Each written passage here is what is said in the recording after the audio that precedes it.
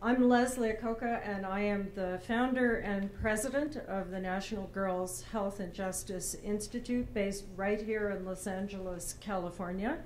And I'm going to be telling you a lot about incarcerated girls and particularly their health care.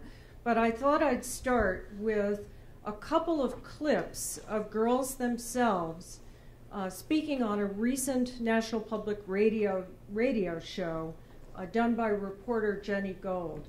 This is the first time in radio history, as far as I know, that the voices of incarcerated girls talking about their healthcare problems have been heard. So here are just a few clips, then we'll resume, if I can do this. Britt Siegel.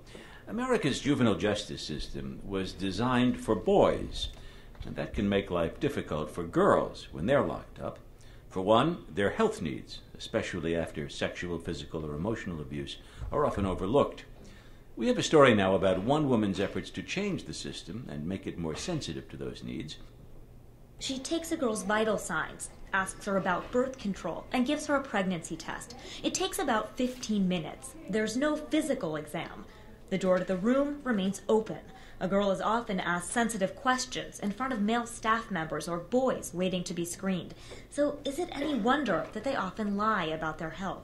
If we're in the detention center, it's kind of like we don't know who to trust because we're vulnerable. That's Raylene. She was 17 when I talked to her a couple of months back. She didn't want us to use her full name. Like, for example, if someone's being abused and they have marks and they could be treated for it, they're not going to want to say anything because they don't know what's going to happen when they get out. It's too long, and they don't have the staff. It's just very busy. Most of the time it's one nurse per shift, and there's multiple intakes. On any given day, it's just constant. Acoca says they have to make time. Research Acoca published in 2000 with the National Council on Crime and Delinquency found that poor physical health increases girls' risk of landing back in detention or jail. Just being asked the question seemed to have an impact on some girls, like 16-year-old Amanda. At first I thought it was weird, just taking a quiz out of nowhere, but then when I thought about it, it made sense. You guys want to know about girls' health, and so if I was a little bit important to put a dent into something that could be big. At this moment, they could be any group of girls just hanging out. Acoca says she's amazed at their resilience. We'd watch them play baseball in the gym and do push-ups and laugh like little girls. When you take them off the street, you don't see an offender, you see a child. That really is one of the key messages of all of this work, is that when we look at the 2 million incarcerated children, boys and girls, some as young as 8 years old, up to age 17 across the nation, we don't see offenders, we see children. So that's really what this talk is about. And ultimately, we think we've discovered a way to not only improve girls' health, but to so significantly reduce incarceration rates for girls and ultimately boys that we can basically stop incarceration, but for all but the most serious offenders nationwide. So Raylene was just one of the girls to describe her health problems on this major media show. Not only are incarcerated girls invisible, even more invisible are their untreated medical problems. But because the NPR story was focused not just on the problem, but on the solution, they also covered the Girls' Health Screen. The Girls' Health Screen is a set of research-based questions on the mental health and physical health needs of girls that they can answer within hours of being locked up. It's hard to believe, but the Girls' Health Screen is the only medical standard nationwide for these children. So it's just a first step in getting the healthcare needs of girls identified. The girls' answers to the girls' health screen trigger immediate medical care if they need it. Just this week, I came across a girl who was entering lockup who said that she was both pregnant and depressed, seriously depressed, and indeed she'd just experienced serious violence in her community. She was clearly at very serious risk. The girls' health screen picked up both her medical issues and her psychological issues. As I said, the girls' health screen is the only medical screen for the roughly 500,000 girls in the nation who are arrested and put in secure settings every single year. But more on the girls' health screen later. Let's get back to the girls and the hidden crisis affecting them. Raylene, who you heard in the clip, did not get to take the girls' health screen. It wasn't in the institution yet. That institution was in Albuquerque, New Mexico. And so what happened is that the scars and burns on her chest, she had new very serious burns over her left breast, were not identified. So as she's leaving to start her life, she'd like to enter the Army eventually, she has lifelong scars on her chest that we believe could have been avoided. Amanda, the beautiful voice that you heard optimistically in the clip talking about how she liked the girls' health screen, did get it just as she was coming into detention and was shackled in pink cuffs and standing there in her socks. She took the girls' health screen, and she felt very proud to take it. Common wisdom in the medical field is that girls don't like to answer these questions. They're too intimate. We can't ask them. Our experience in giving this to hundreds and hundreds of girls across the country is that they're proud to answer it. They're ready to answer it. And if you give it to them in electronic form, even if they've been out of school for several years, they're able to answer it because they're technologically literate.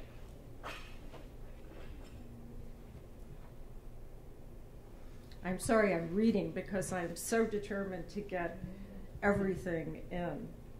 So you might ask, how did I actually begin to do this work as a researcher? I was one of those girls who went to Yale, good student, thought I'd have, normal life. But round about 12 years ago, I was sitting in a Northern California courtroom as an expert witness, being a psychologist, on a completely unrelated case when a tiny girl walked by me, 8.5 months pregnant, fully shackled, wrists, ankles, and belly, hobbling down the courtroom. And when she sat at the defense table, the chains dug into her belly. I stood up in the court and said, "Your Honor," nice guy, older guy, I said, "Your Honor, why is this child shackled?" He said, "She's a flight risk." And I said, "Your Honor, when have you been pregnant?" This got me removed gently from the courtroom by the bailiff. That then started my career. I became the founder of the National Council on Crime and Delinquency's Women and Girls Institute, and later the director of the Girls Health and Justice Institute. And in those roles, we conducted 5 national studies, some of the first studies that have ever been done on this hidden population, that included close to 5,000 girls by the time all is said and done. Girls and women from 10, 11 years old, all the way to women on death row, 2 of whom I interviewed are no longer with us, who were executed. So it's a long process of really listening to these girls across the country and the women and their stories. So some of the findings that we discovered in this very large-scale research is that 92% of the girls who are locked up have been victims of very serious physical, sexual, or emotional abuse. There's a lot of emphasis now on trafficking. That's not the whole picture. The abuse that occurs with these children sometimes starts much earlier. Worse, because the juvenile justice system is not trained in the special needs of girls and boys, specifically girls, the abuse continues inside juvenile justice systems. In the late 90s, when I was just starting this work, I watched very well-meaning correctional officers in front of my research team strip search girls and call them chicken-legged hoes. That became a public study. That kind of abuse is not happening so much anymore. But what is happening is a form of medical neglect. Oh, 5 minutes, great. So that's really what we're talking about, is ending medical neglect. 20 to 40% of the girls entering detention are pregnant or parenting, and almost 90% have between 1 and 3 serious unmet health systems problems. One thing that's important to realize is that juvenile justice systems have to operate very independently from the rest of the community, because every child who is incarcerated or detained or held in a secure setting loses their medical benefits. Did you know that? I mean, the moment they're arrested in this state and detained, they lose their Medi-Cal. So the most medically vulnerable children at the most vulnerable traumatic time of their lives have their medical benefits removed. And what this does is that it forces counties like Los Angeles, and by the way, Los Angeles arrests and detains more children and girls than any other jurisdiction in the country and most other countries in the world. This is a huge system that takes in over 20,000 kids a year. What happens when those kids are arrested, as I say, their medical benefits are suspended. So the county has to operate a very expensive, entirely independent health and mental health system that functions unwittingly. Everybody I've met is a great person, a great professional. It functions as a medical black hole. Kids come into detention with serious allergies. More and more children have very serious allergies. They need EpiPens to stay alive if they have an anaphylactic response. They're pregnant, they have serious mental health issues, even chronic health conditions like, severe arthritis. I've seen kids with severe arthritis. I've seen a kid who came into the system that everybody thought was developmentally delayed. She didn't have a battery for her hearing aid. So these kids don't have their needs identified when they come in, even when the system, as the system does pretty well here in LA in some ways, even when their medical needs are treated, when they leave, there's no way to get that information to a medical home. And on top of being invisible as a population, medically invisible, these children are medically homeless. They leave these facilities without any kind of continuity of care. So I wish I had hours and hours to describe the research that we've conducted and all of the work that we've done to create the first seamless health passport that is now a Girls Health app. It's at the beginning stages, but it really will be a process where every girl, and we hope every boy who gets in trouble, has his or her health needs identified immediately. That then triggers medical care inside the facilities, and then that information is electronically transmitted to community health providers outside. And kids can have access to their own health care information. We have to be empowering young people to take control of their health. We also have to be prepared for the new Obamacare. These kids can be served by Medicaid and other systems once they come out of these facilities. In closing, and I can't believe I have to close, but in closing, No, I stood in July at the World AIDS Health Conference, speaking to 20,000 people, and talking about this issue in the United States. People from other countries cannot believe that we have 2 million children who are deprived of liberty, and where health care, there are no medical standards for these kids. And they couldn't believe that I was standing there with my finger in the dike. Hopefully, as a result of conferences like these, this issue will be taken up. But there is no reason why we can't do for the incarceration of girls and young boys what we've done with HIV. Through screening, assessment, public education, through research, through electronic health records that are geared for the needs of our children in the juvenile justice system, I believe that we can all but eliminate incarceration for this generation and the next. There is a health solution to the justice problem.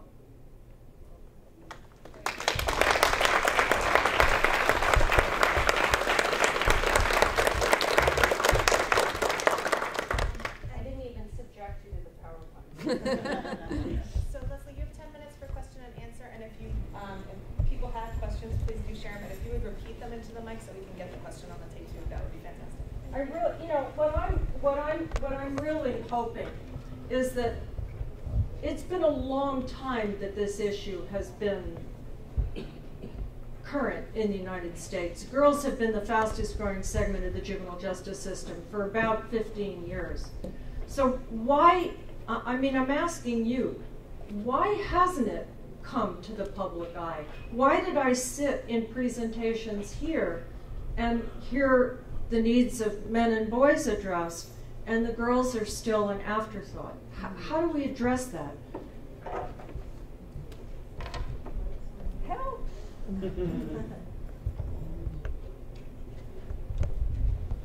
Hi, I'm Larissa. I'm with the Central American Resource Center in San Francisco, and we do have health programs, and this is triggering the thought that we have to do some health education targeted to young women and young boys or young men. But the thing that was coming to my mind was schools. Right. In terms of, we have driver's ed. That's kind of a high school requirement, I think. Is it still? But we get no health education. Right. No relevant health education. And it makes no sense, because that's the best place to catch young people. Early, we have to do health education early on with kids. And so I guess I'm putting that out there is, I don't know, it just seems that so many things are falling through the cracks in the schools where we could be catching some of those health needs and connecting young people to medical homes, and it's not happening. And so could you speak to that? Like, where is that connection happening or not? Absolutely. I think that that's a really important point. The study that started this work was actually called Educate or Incarcerate. And it showed that the most vulnerable time for girls' lives was between 6th and 8th grade, and the biggest predisposing factor, other than lack of health care, was educational failure. The problem is that a lot of the kids who are in the juvenile justice system are not in traditional schools. They're in alternative schools. And they're in alternative schools that if they don't go to them, they get rearrested and incarcerated again. So they're not inviting alternative schools in many cases, not all cases. But I totally agree. The Girls' Health Screen was not designed just for the juvenile justice system. It was designed for homeless health care. It was designed for school-based systems. I mean, for heaven's sakes, the women's jails here need it too. If we don't identify, prioritize, and keep a record of the needs of these kids, we're not going to be able to meet them. So I agree entirely. There's no reason why it can't be done in school-based health clinics, and there's no reason why kids leaving detention or the camps, which is where we are, can't have their health information transmitted. But as I say, right now that information is locked in these facilities. But as more girls are kept out of incarceration, more will be in school. Does that make sense? Yeah, where does the health department play into this in terms of the records? You know, I've spent the last year looking throughout LA for something approaching continuity of care with these kids. And I did it with the Kaiser Family Foundation, Andy Snyder, who is the guru of Medicaid. He's the guy who basically wrote that portion of Obamacare.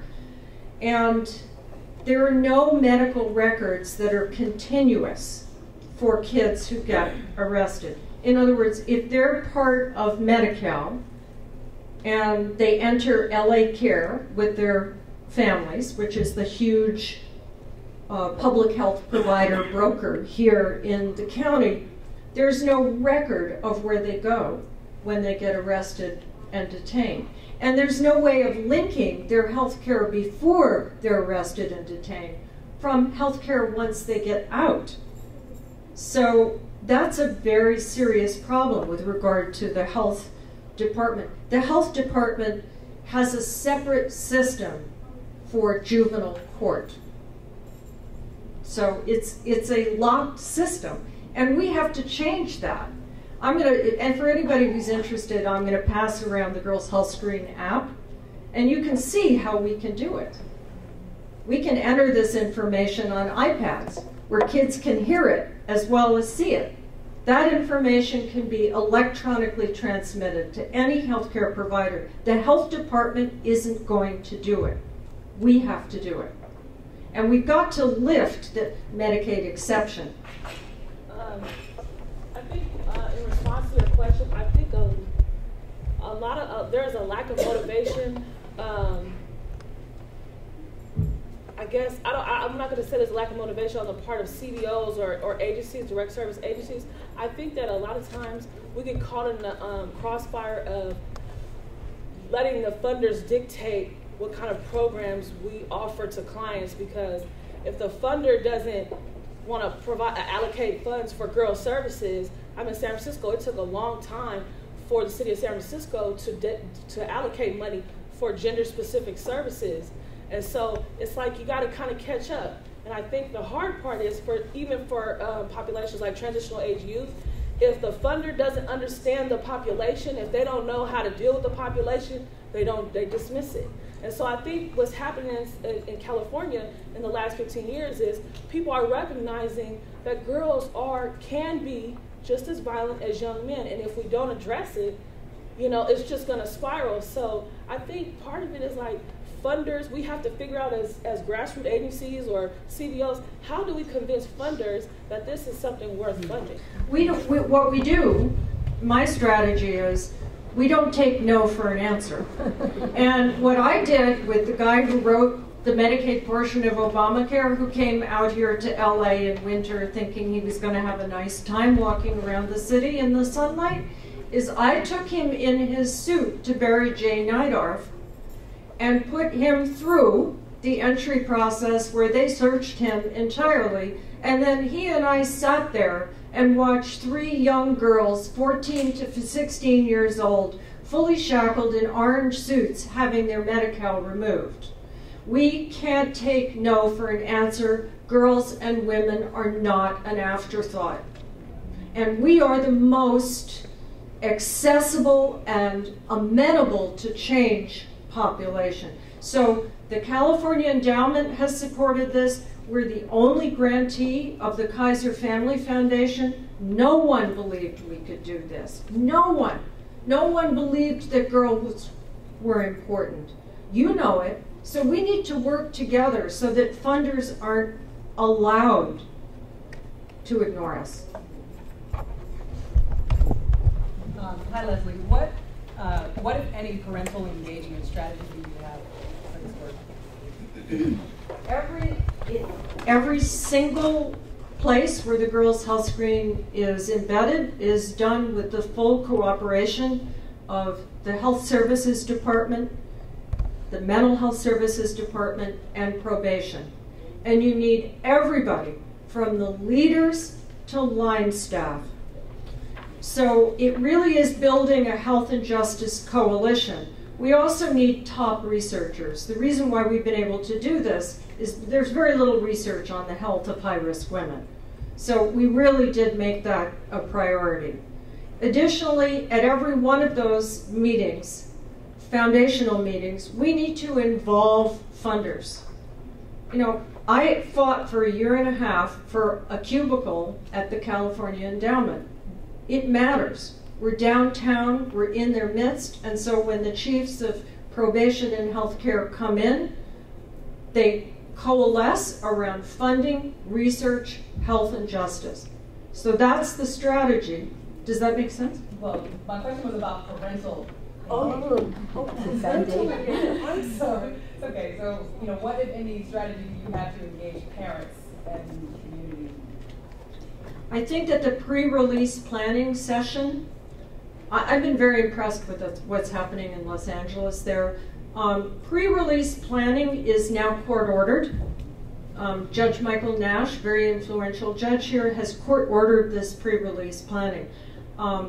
I think that parental involvement is required, but also I'm very impressed with how involved parents are. When I hold focus groups for girls, their mothers come, and very often the other siblings. So the parental involvement, the place to really hit it, if you can, is during that pre-release planning session, where they're really educated. And then there need to be nurse advocates and family advocates. LA is resource rich, and so it could be done. Thank you. Gotta go.